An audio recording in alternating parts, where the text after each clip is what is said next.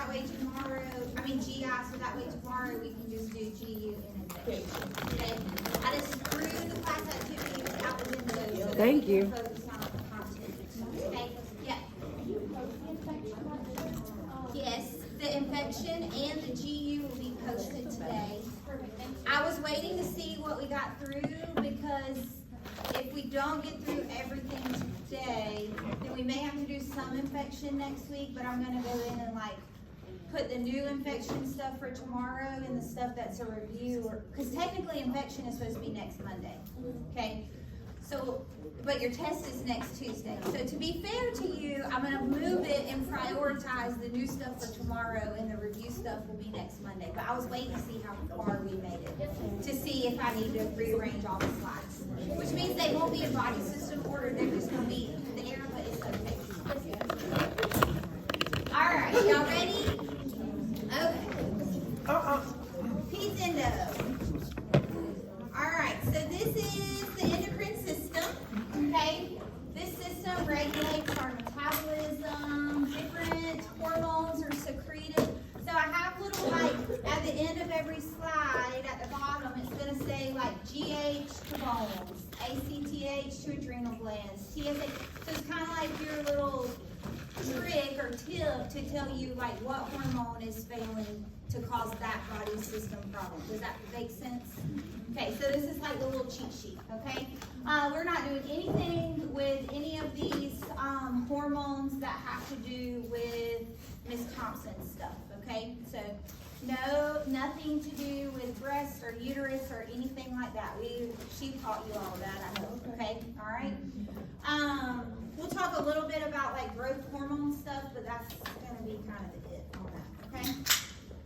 All right. This is just an overview of what organs or tissues are involved in the endocrine system, okay? So this is something you should have learned in anatomy. It's just a review. It tells you which organs secrete which hormones and what that affects, all right? Now the endocrine system. This, I do have a little video. We're gonna watch it. One of these lunches has a peanut lover's favorites. The other has a sunflower butter you packed for your son. You do your best to help them avoid food. Okay, in this video, we are going to talk about the negative feedback mechanism that controls levels of most hormones within the endocrine system. And then we'll also touch on the positive feedback mechanism that controls levels of a few of the hormones within the endocrine system. So let's first talk about the negative feedback mechanism, which works similarly to your thermostat. So if your heater is turned on in your home and your temperature is set at 75, your heater will run until that temperature gets to 75, then it will turn off. As the temperature lowers, when it goes below 75, it will turn back on. And it turns off and on to keep the level right there at 75 degrees. Well, the hormones within the endocrine system, it kind of works the same way. If an endocrine gland senses that there is too much of a circulating hormone in the body, it will initiate changes to decrease production of that hormone. And if an endocrine organ or gland senses there's not enough of a circulating hormone, it will initiate changes to increase production of that hormone to try to keep homeostasis, just the right amount of hormones circulating in the body. All right, so let's now look at a specific example of that negative feedback mechanism or negative feedback loop. We're gonna look at the release of thyroid hormones, which are T3 and T4. So starting off, the hypothalamus produces thyroid releasing hormone, which causes the anterior pituitary gland to produce thyroid stimulating hormone. And then this causes the thyroid gland to produce T3 and T4. And it releases T3 and T4 into the body where it goes and does its job. So if the hypothalamus senses that there is too much T3 and T4 out there, it will decrease production of TRH, which will in turn cause the anterior pituitary gland to decrease production of TSH, And this will cause the thyroid gland to decrease production of T3, T4. And that is what we mean by a negative feedback mechanism.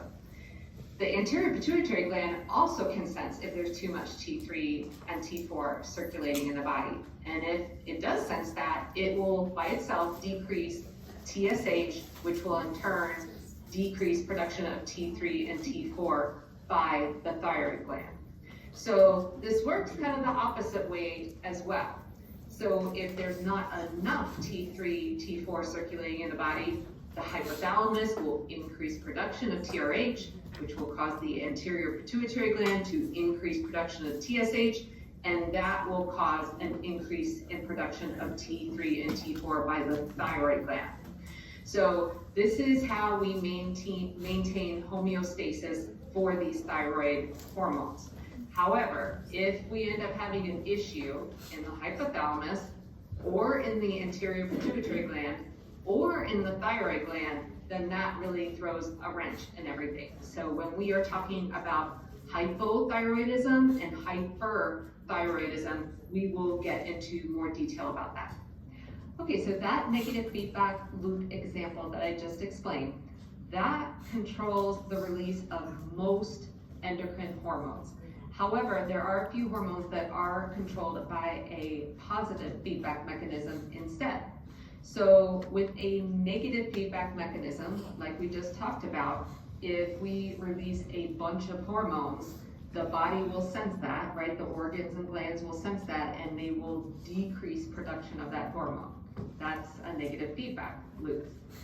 With a positive feedback mechanism, when we release a bunch of a hormone, that causes additional release of that same hormone. So oxytocin is a hormone that is regulated by a positive feedback mechanism. And I'll give you a couple of examples where oxytocin is released, and that the release of oxytocin causes additional release of oxytocin. So one is during childbirth. So release of oxytocin allows for uterine contractions, and uterine contractions cause additional oxytocin to be released. Also, we see it with breastfeeding. So breastfeeding causes the release of oxytocin, which allows for milk ejection, and this in turn causes an additional release of oxytocin, so it just compounds that. So oxytocin will stop being produced after childbirth or after a mom is done breastfeeding, and that's how production of oxytocin does end up decreasing. So hopefully that was helpful in explaining the difference. All right, so I told y'all we were going to leave the uterus breastfeeding stuff to Ms. Thompson. It's because it's on a different feedback system, okay? So that's why we're going to focus mainly on the negative feedback system, okay? Yes.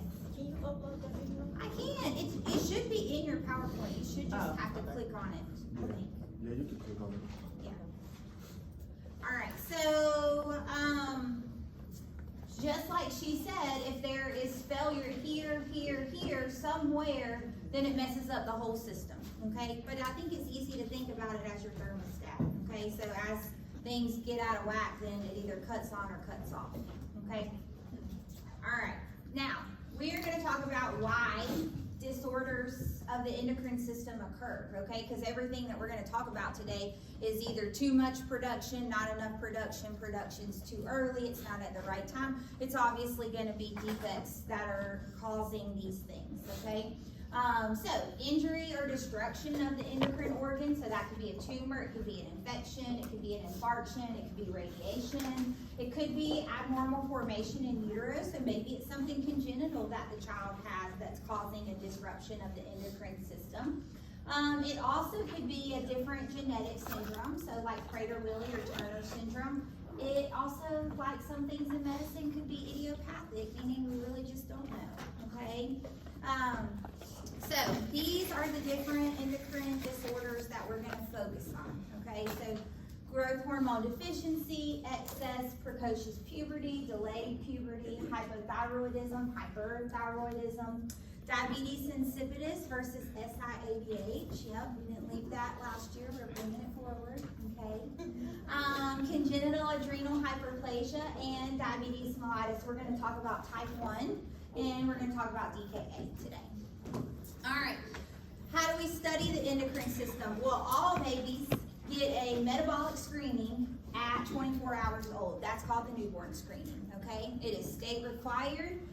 All babies get that. That's where they prick their heel in newborn nursery, send it off to the state lab. The results come back at the 2-week mark, and that tests for a variety of different things. It tests for cystic fibrosis, it tests for sickle cell, tests for thyroid, congenital hyperthyroidism, but it also tests for a whole bunch of metabolic conditions, okay? Genetic, things that could just happen and be congenital, but we're checking for all of these things. There's about 25-ish different things, depending on what state you're in, that are checked on that newborn screening, okay?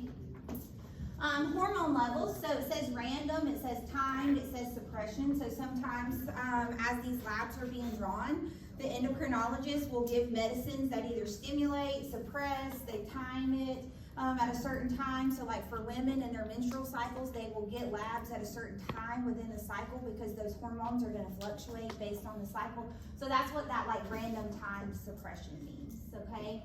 Blood glucose could be fasting, could be random, it could be your oral glucose tolerance test that your pregnant women get, right? They drink the drink, we check it at 1 hour, we check it at whatever, 2 hours, 3 hours, I don't know, I failed it, but check it. Had to drink that stuff so many times. I had gestational diabetes, it's horrible, okay? My little baby got her finger pricked last week at the doctor, and she was just crying about it. I'm like, oh my God, it's a finger prick, right? And I was like, you know what? Your mom had to do that every single time she ate when she was pregnant with you. So I probably did that 50 times, so one time you're going to be just fine. And she was like, okay. Anyways, all right. Blood glucose, hemoglobin A1C, we're going to talk about that too. Electrolyte levels, urine studies, bone age studies. So this is something unique, okay? When I order this, parents look at me like I'm crazy, all right? So in order to tell how much a child has left to grow or how much their body has grown, a study that we do is a hand x-ray, okay? It's typically the left hand that they will x-ray, but what they're looking at is they're looking at the growth plate, okay? So when that x-ray comes back to me as the nurse practitioner, it will read child's chronological age is 8 years and 11 months old, but their bone age study shows that they're 10 years and 2 months old. Okay, so that study based on the fusion of that growth plate can tell us how old the child's body thinks they are in comparison to how old they actually are, okay? So it's crazy. When I order it, parents are like, you're going to x-ray their hand to see if something's wrong with their hormones? And I'm like, yes. And they're like, that makes no sense. But it's because we're looking at how much their body has grown, all right? So this will help us in guiding their treatment when we're talking about growth, okay? MRI of the brain, so obviously if we're worried about a tumor in the pituitary gland, then that can affect our hormones, so an MRI of the brain would be indicated, and genetic testing because endocrine problems can be a direct result of genetic conditions, okay? All right, medicine, so we could do hypoglycemics, we could do hormone therapy, we could do hormone suppression therapy. We're going to talk about administration of steroids. We're also going to talk about desmopressin or DDAVP. All right, now this chart came from your book, but it does just tell you like all the different things as far as the whole body system that you would expect to see. So like, for example, height and weight. Below the 3rd percentile or above the 90th percentile tells you that there could be an issue of the pituitary gland, the thyroid gland, the adrenal gland, or they could have diabetes, okay? So it just tells you like a goiter, they could have hyperthyroidism. So it just associates the assessment findings that you may see in conjunction with what disorder they may have, okay? Do you have to memorize this? No. But should you at least read it? Yes. Okay. All right. Growth hormone deficiency. So, growth hormone deficiency is exactly what it says it is. They do not have enough growth hormone. Okay? And remember, I told you down here I was going to put like pituitary gland affects growth hormone secretion, affects bones. Okay? So there's your little cheat sheet. So This is also called hypopituitarism or dwarfism. It's poor growth, short stature. These kids start normal at birth, okay? Normal. Their growth charts are going to be normal. You know the lines we looked at, we plotted them, we followed them. They are going to be normal. And then over time, the percentiles are going to fall, okay? Less than third percentile line drop, and then they drop further over time. These kids are not underweight for their height. They're actually kind of pudgy because their weight is normal. Their height is just short, okay? So they're more short and heavy, okay? Not just tiny for their age. Does that make sense? Okay? So when you're looking at their BMI, it's actually going to be a little bit over, okay? All right, management. How do we fix this? Well, we need to know, do they have a reason? Is there a reason why their growth hormone level is decreased? So do they have a tumor? Is there something happening? If not, then we can replace this. This is a daily injection, okay? A daily shot that these kids get. Their parents are going to be trained on how to administer it at home. The initial dose is going to be based on their weight, okay? So it's going to be something milligrams per kilogram, all right? And then we're going to adjust the dose as the child grows based on their response and how they are in relation to puberty, okay? We are going to treat them until growth is complete. That means they are going to be on this daily injection for several years, okay? All right. Physical exam findings that you're going to see in a child with growth hormone deficiency. Higher weight to height ratio.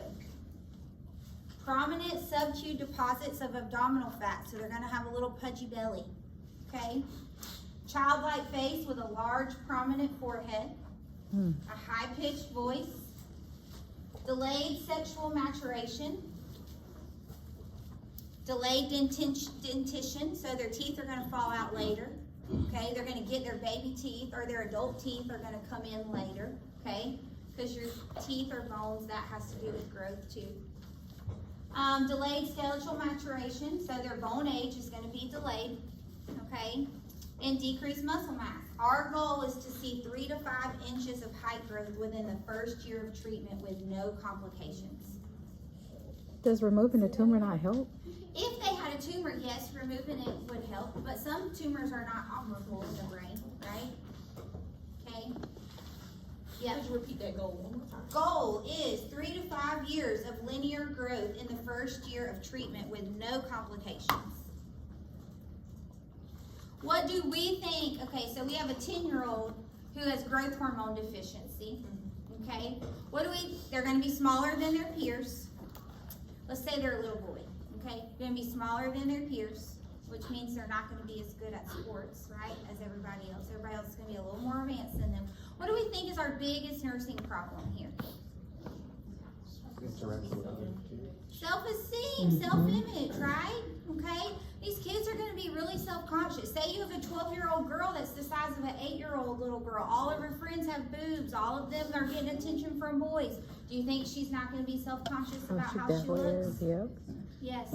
Okay? All right, so self-esteem is going to be a really big deal when we're talking about these kids and their appearances, okay?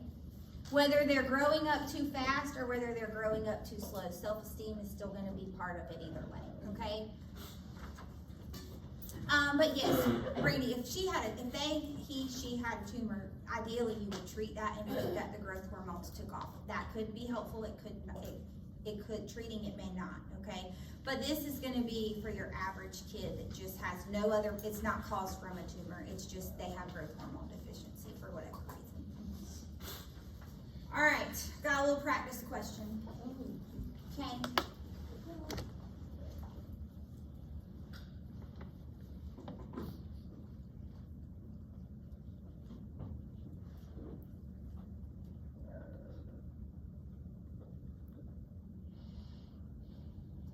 What's the answer? I wouldn't either. Okay. All right. Do we think that it's A? It's asking No, which it's one definitely A. indicates the need for further teaching. So the early diagnosis and treatment is going to lead to a better prognosis that my child will reach adult height. That's true, right? Okay. My child will follow up with an endocrinologist every 3 months, 6 months to monitor growth. Yeah, that's going to be true. Okay. It is important to treat my child according to the child's age, not based on the child's size. Do we think that's important? Yes. Okay. Mentally, if we have a 12-year-old that looks like an 8-year-old, we're going to treat them like a 12-year-old. We're not going to treat them based on how they look, okay? We're not going to treat them like a baby because they look more like a baby, okay? That's definitely not going to help their self-esteem, yes? Right. Okay? And so D, if the growth hormone therapy is used, it will continue for the rest of the life. That's not true. When are we going to stop it? Once their growth is complete. Once growth is complete. Once growth is complete, so once they catch up, or once they start puberty. Once they start puberty, their growth plates are fused and we can't do anything more for them. Okay? Yes, Chanel. I thought you said that those injections were weight-based. They are weight-based. Okay, just, What question in there confuses you that they would be weight-based? I treat my child according to the child's age, not based on. That doesn't talk about the medicine treated. That's how the parent treats the kid.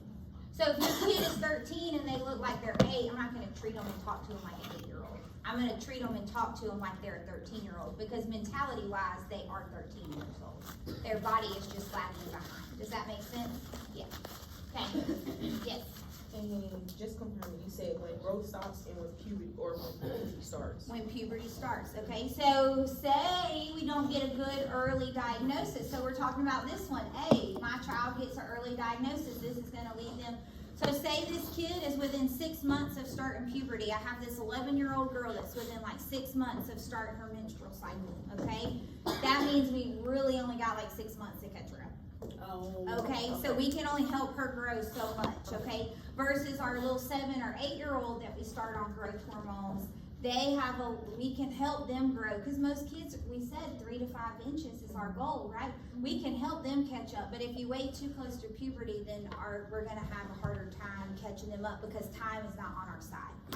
Does that make sense? Yes. Okay. All right, so there's our answer, okay?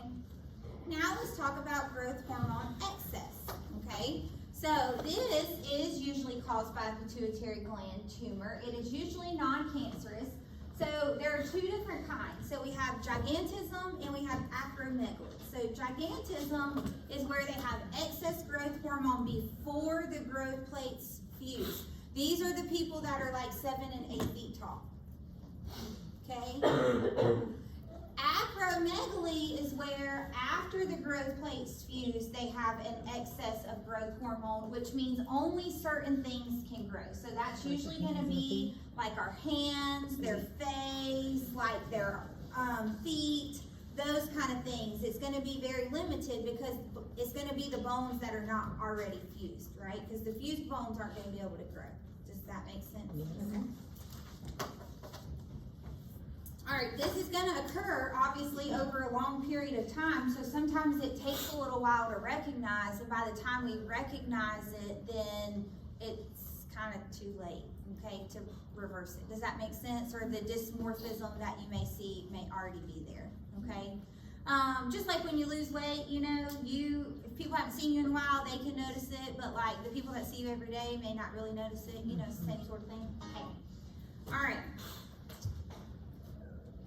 So, diagnostic evaluation. So, we're going to look at the family growth pattern. If I have a kid that's 6'5" and the dad is 6'7", I'm not going to be that concerned, okay? Height might just run in the family for them. If I have a kid that everybody in the family is like 5'8", 5'9", and this kid is already like 6'7" at 15 years old, I'm a little bit like, okay, this isn't normal, right? Definitive diagnosis is going to be based on their level of growth hormone, okay? Radiology, so we're going to want to look at that bone age study. We're going to want to evaluate their skeletal manifestations. And then because we know this is usually caused by a benign brain tumor, we're going to want to get an MRI of their brain.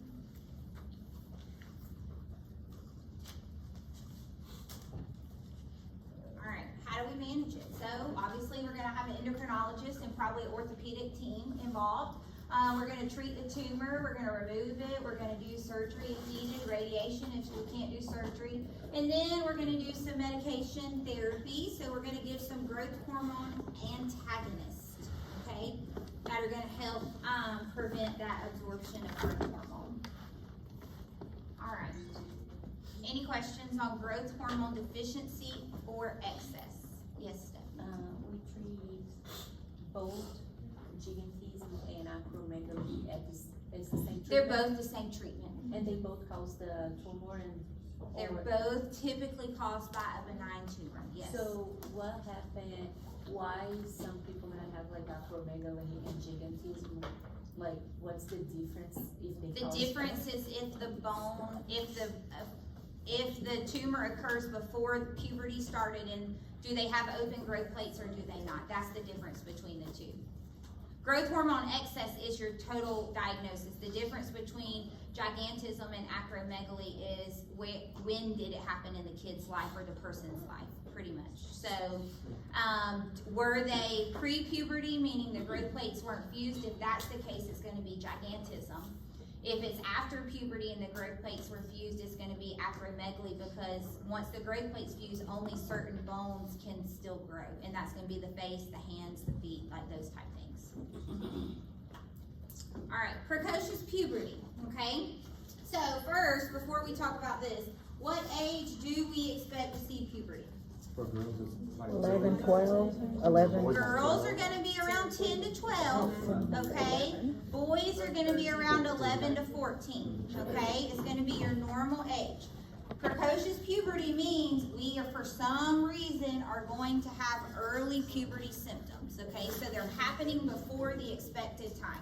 So either before age 10 to 12 for girls or before age 11 to 14 for boys, okay? Why does it matter, okay? They started puberty early, who cares, right? Well, because it's gonna affect their height growth over time. Kids that are school age or transitioning to the adolescent age before puberty should grow 2 to 3 inches per year, okay? If I have a little girl that starts her menstrual cycle at 10 instead of at 12, then she just lost somewhere between 4 to 6 inches of her total adult height. That's why it matters. Yes, so people are like, oh, that's why I'm short. Yes. Probably, you might have started your cycle early. I'm just saying. I'm just saying, right? I look too quick. It's true. I'm so sorry. Okay. Is your friend making fun of you? No, I made fun of Oh, her. you made fun Because of when you her? said that, I looked directly at her like it was instant. So if you remember, like, oh, I started my cycle at 9 and I shouldn't have, like, yes, that's probably why. Okay, honestly, like, for real. Okay? So, let's talk about it. This is sexual development before age 9 in boys and before age 8 in girls. It is much more common in girls than boys. Okay? Typically, it's idiopathic, meaning it's not caused from a tumor. We don't know why it happens, okay? It just happens. Changes, though, are going to include all the puberty changes. So, pubic hair, underarm hair, acne, moodiness. They are much taller than their peers in in early middle school and in elementary school, but then they start their cycle and then everybody else outgrows them, okay? Ovulation and menstruation. So these little girls have menstrual cycles, which means they can ovulate, which means they can actually produce a child at a really early age, okay? Breast growth in girls. Voice changes in boys, and then obviously in boys we would have enlarged genitalia, sperm production, all of those things. All right, central precocious puberty. So there are 2 different types, okay? So we have central and we have peripheral, all right? So central is going to be our most common. This is caused by early excretion of gonadotropins, which are our LH and our FSH, okay? So these are released by the pituitary gland. Then because of that, we have estrogen and testosterone that are produced. These kids with central precocious puberty are going to develop their sex characteristics to include fertility. They're going to have increased growth and skeletal maturation, and they're going to be taller than their peers early on, but as their peers catch up, they're going to outgrow them, okay? The difference is where the problem lies. So remember that negative feedback system, okay? So for peripheral precocious puberty, this is not caused by the release of gonadotropin. So this does not start, in the pituitary gland, okay? This is caused by overproduction of sex hormones. So either they have testosterones that are released or they have estrogens. This is going to cause them to have early pubic hair and breast development, but peripheral precocious puberty, they are not actually having like menstruation and becoming fertile at an early age. Okay, but it all has to do with where did the problem originate in the negative feedback system. Okay? All right. You just say that again. I can. All right. So for central precocious puberty, it's going to start in the pituitary gland, and they're going to have excretion of LH and FSH. For peripheral, it's going to not be caused by that. It's just going to be caused by early production. So let's do CPP. Pituitary leads to LH and FSH, which leads to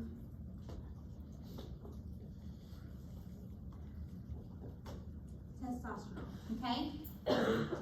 And then our peripheral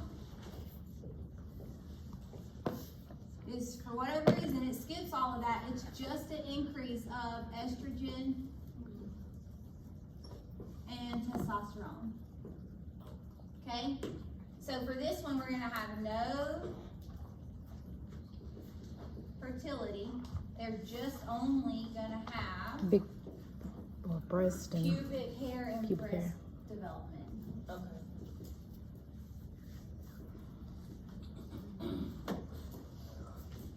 And then for this one, they're going to have fertility. Like, they're going to fully go through the whole thing, okay?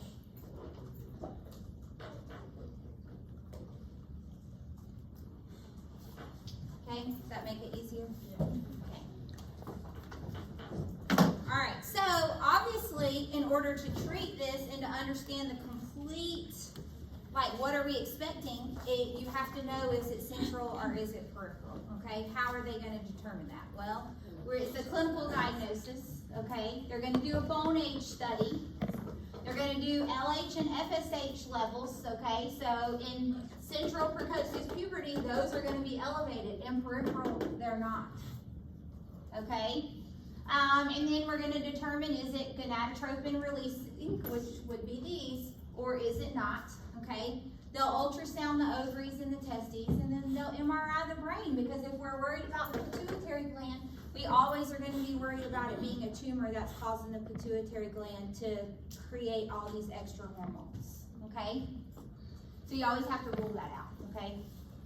Because what happens if we just started treating this, putting a Band-Aid on it, and then come and find out the kid had a brain tumor? Yeah, right? Okay. All right, management of precocious puberty. So, treatment, we have to know the costs, all right? Our most common treatment, though, is going to be Lupron Depot, okay? So this is a gonadotropin agonist, okay? It's going to interrupt the release of these, okay? So it's going to tell the body to stop producing them. And then we're going to stop these injections when the child is at an appropriate age to start puberty, okay? Here's what you need to focus on, though.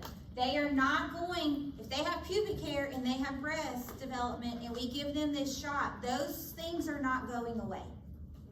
They're still going to have pubic hair, they're still going to have breast development at 7 or 8 years old, okay? We can't fix what's already been done. All we're doing is putting a pause button on future things from happening, okay?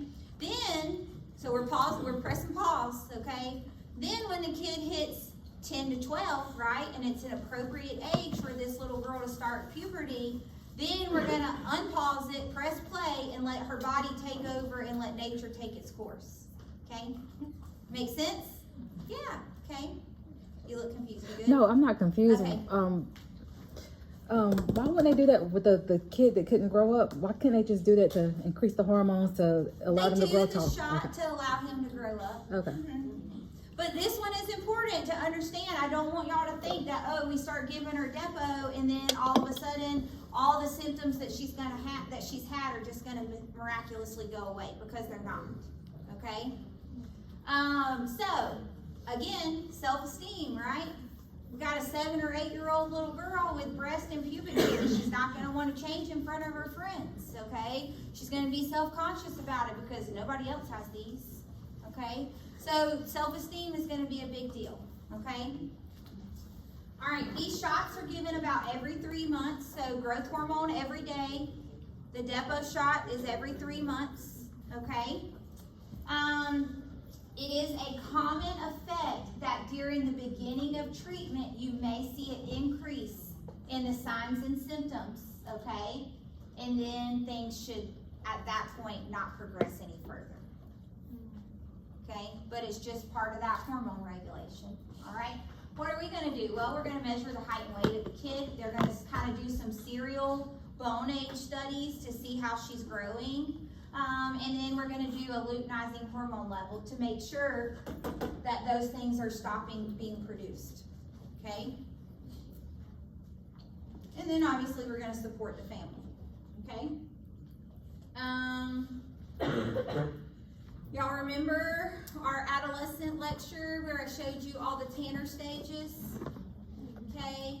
So you got Tanner 1 all the way through Tanner 5 for boys and girls. This is where it's important to say, like, Tanner stage, whatever, okay? Because we want to make sure that when we're giving her this medicine and we're pressing the pause button, that things are actually pausing.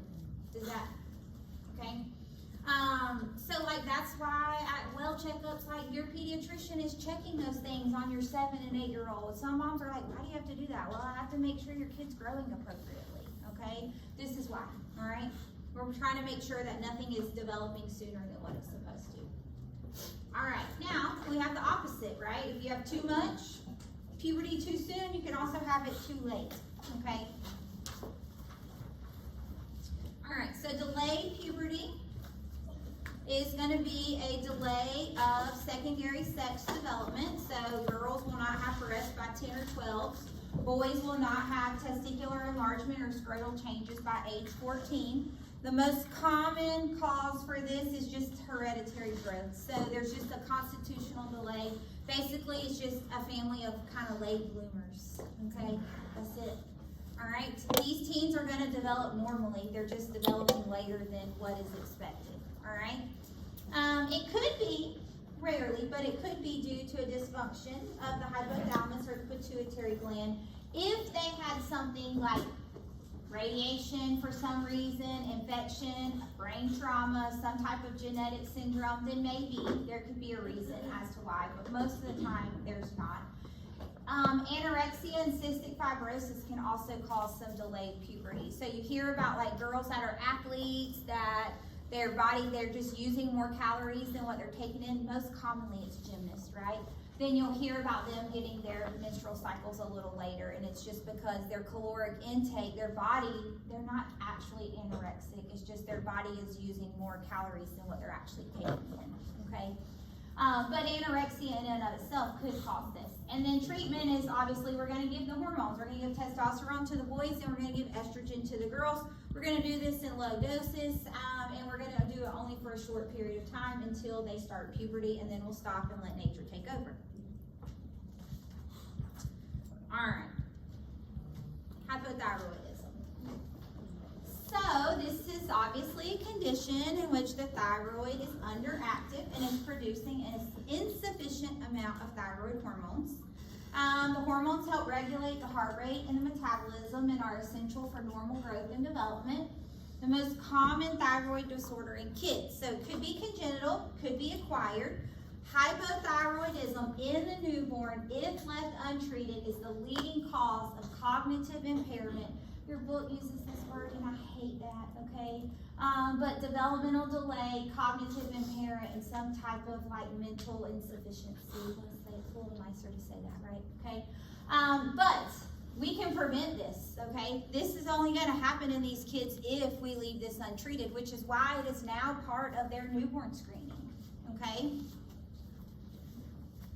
All right, so congenital hypothyroidism is one of the most common forms. The reason, though, that it causes this, and we added it to the newborn screening, is a lot of kids are asymptomatic, or the symptoms are very subtle, okay? I have never, in 10 years of being a nurse practitioner, had a parent come in and complain to me because their baby was sleeping too much, okay? However, that would be the sign that an infant had hypothyroidism, right? Yeah, because we learned hyper, we learned hypo, we know hypo makes you tired, all the things, right? Okay, but that's just not, they come in all the time saying they won't sleep, but they never come in and they're like, they sleep all the time, okay? Never have I gotten that complaint, all right? So the symptoms are subtle, and that's why people don't, it's not something that usually gets brought up, okay? All right. So, it is the most common preventable cause of mental insufficiency. It is part of the newborn screening. Maternal hypothyroidism can cause irreversible harm to the infant. So, if the mom has a low hypothyroid or has low thyroid hormones, it can affect the baby because the baby is growing and developing inside of the mom, right? Mom's thyroid function needs to be carefully monitored, and meds need to be adjusted if needed, okay? Normal appearance at birth because their maternal hormones have helped them sustain their thyroid function in utero. But then the symptoms that we're going to see, if we see symptoms, are going to be jaundice, hoarse cry, poor feeding, constipation, slow growth related to the poor feeding, and they can have an umbilical hernia, okay? But these are kind of, those could be symptoms we could see for other reasons too, right? Jaundice, okay, well, we know all babies have a little bit of jaundice, right? Are at risk for it at least. Hoarse cry, okay, maybe they have reflux that causes a hoarse cry, okay? Poor feeding, that could be a variety of things, right? Constipation, we're going to do GI in a minute. Again, that could be a variety of things. Slow growth, well, maybe mom's breastfeeding and she just doesn't have good milk production. We wouldn't necessarily associate it with hypothyroidism, right? And then umbilical hernia, you can have that, anybody can have one of those. So you see, it could be, they're not specific, okay? They're kind of vague. So we want to do an ultrasound because number one, we'll make sure, does the kid even have a thyroid? Okay, we're talking about congenital things forming in utero. Ms. Thompson talked to y'all about all the reasons that could cause something not to form correctly, okay? So does the baby even have a thyroid, okay? Sometimes they'll have to do nuclear uptake just to even see the location. So then you have to worry, do they have one? And is it where it's supposed to be? Okay, is it actually, you know, here and functioning, or did it develop somewhere else in the body? All right. If left untreated, though, we can have a lot of problems. Okay, so you can see the difference here. This is that baby before treatment, and this is after treatment. So we can see there's some developmental delays happening, right? Developmental problems that are happening. Anemia, hypothermia, and even heart failure can develop. Okay. All right. Here's your list of signs and symptoms, all right? So, subtle and gradual, non-specific and often ignored, all right? Activity intolerance, slower reaction time, weight gain, okay? Because you know hypo makes you, we learned that, right? Y'all remember all of that from last year, I hope. Sparse, coarse, and dry hair, thick skin, slow pulse, intolerance to cold, muscle cramps. The sides of their eyebrows will thin or fall out, dull facial expression, hoarse voice, slow speech, droopy eyelids, puffy and swollen face, enlarged thyroid or goiter, and increased menstrual flow, cramping in girls and young women, okay? So these are not the baby signs and symptoms, okay? The baby signs and symptoms were on the last slide. Yes? Here, put them here. Okay, right? These are going to be just your in general kind of signs and symptoms for hypothyroidism. Okay. All right. So labs we're going to do a free T4. We're going to do a TSH. Their TSH is going to be high because of that negative feedback system. Their free T4 is going to be low. Okay. Thyroid ultrasound, are there nodules there? in the baby. Do they actually have a thyroid? Is it where it's supposed to be? Okay. And then they can do the iodine test to see how well the tissue absorbs iodine. And then they can determine the location of that in babies by doing the nuclear uptake scan. All right, levothyroxine. All right. Tell me about administering this medicine. Give it with food. Give it in the morning, Before food. before food. 30 minutes before food. Before you eat, an hour. It's an hour. An hour. Okay, wait before you feed. Okay, And you eat every day. every day at the same time. Mm-hmm. Right? I watched a little TikTok and it was like they went around and they were asking nurses like, what's the medicine you give the most? What's the medicine? Everybody was like levothyroxine, levothyroxine, levothyroxine, levothyroxine, levothyroxine, y'all. Even my father-in-law had a stroke. He lived with us for like 4 months. Every freaking day, I had to get up at 6 o'clock and give this man his levothyroxine. And I was pregnant. And I had a 7-year-old, and I was like, oh, like, can I just? So I just started like putting it on the bedside table, like, just take it, please. Because 6 o'clock every morning, I'm like, can we please push it back? No, I want to eat my breakfast at 7. I'm like, okay. So, anyways, just difficult taking care of a man that's used to taking care of himself. But anyways, all right, levothyroxine, yes. So, guess what? It does not come in liquid form. Oh. Okay, comes in pills, which means we have to crush them, okay? We have to mix it with a small amount of a liquid. What kind of liquid do we mix it with? One that they're not dependent on. Thank you, a non-essential food, okay? Applesauce. Remember that word, non-essential is the word that Hessie's gonna use, okay? Non-essential food. The medication, what meds should you not give it with? There are some contraindications on meds you shouldn't give it with. Some cardio medications. What about dietary things that you shouldn't mix it with? Vitamin? I don't know. Calcium, good. And good, iron. Well, guess what is in a baby's That is formula? true. Iron. Darn. Okay, so what are we going to do for this little baby? So it's the same medicine whether the patient is 0 days old or 100 years old. Okay, it's levothyroxine. All right, Lisa, you got a question? You said with non-essential foods, but in the slide it says with brushing the formula, so can we give it with the formula or? Ideally, no. But if they're taking it every single day, you will probably see people mix it with that. So Okay. book terming. Book term Exam term. is non-essential foods. Mhm. Okay. All right, but you also have to think about a newborn. Like, what else? Can you give them applesauce? No.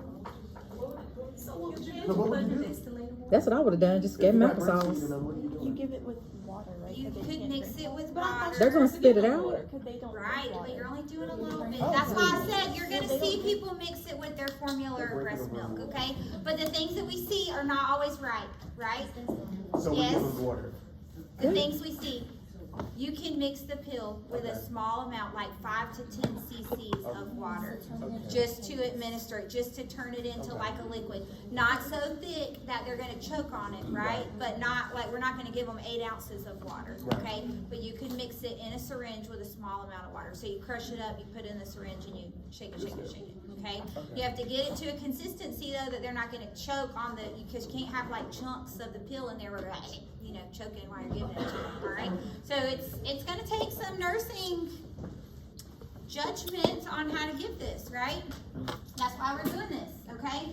So med absorption is affected by soy-based formulas, fiber, calcium, iron preparations, and antacids.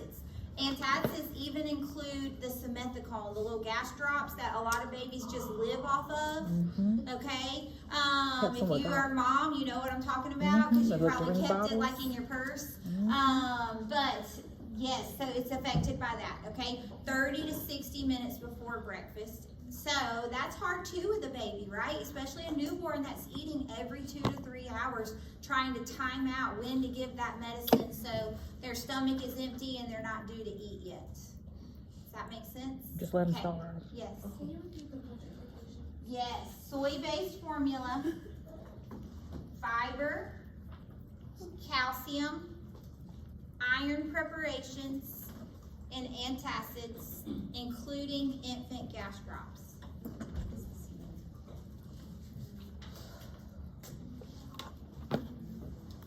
Alright, so thyroid hormone replacement pills, levothyroxine. It is clinically identical to the T4, okay? It is used in all ages. It is replacement. It is weight and age based, so they need frequent checks, especially as a kid while they're growing rapidly, all right? We can crush the tablet and we can give it in a small amount of breast milk formula or water. You currently no effective liquid form of the medication, okay? Definitely avoid giving at the same time as calcium or iron. And the majority of children with hypothyroidism can achieve normal growth and development if they are compliant with their medication regimen, okay? Growth checks are frequent. So in the beginning, we're talking like every 2 to 4 weeks, and then as the kid gets older, we'll space it every 1 to 3 months. The reason is because of all of that growth and development that we learned on how quickly they grow in the beginning, and then obviously as they get older, the growth kind of tapers off, okay? All right. Practice question. Obviously, oh, let me go back. Obviously, treatment is lifelong, right? You're not just going to outgrow having a thyroid condition, okay? Okay, the nurse is teaching the parents of an infant newly diagnosed with congenital hypothyroidism about the disease. Which information should the nurse include? Select all that apply. It's an underfunction, not non-functioning. A, the disease is due to a non-functioning thyroid. B, the role of environmental factors. C, often presents with few to no clinical signs in the first few weeks of life. D, symptoms are evident during the first 12 months of life. Or E, the disease is of unknown cause. What do we think is right? A, do we all agree on A? Yes. Okay. Anybody think it's B? Anybody think it's C? Yes. Anybody think it's D? Maybe. Yeah. Okay, what about E? Yes. No. I would say The thyroid is Okay, the so the thyroid. answer is A and C and D. So A we know, right? Their thyroid gland is not functioning. That's why they have this, okay? C, we don't see any symptoms in the first few weeks of life, but by the time this baby's 12 months old, if we leave this untreated, they're gonna have some form of mental insufficiency, okay? Yes? All right, we saw the picture of the little baby before treatment, after treatment. That baby was probably only 2 months old, okay? And then D, it's not from an unknown cause, because we know the cause. The cause is that the thyroid gland is not functioning. Now, we might not know what caused the thyroid gland not to function, but we do know that it's not functioning. right. Okay? All right. Let's take a break, and then we'll jump back in at hyperthyroidism. I'm so proud of us. We're halfway done.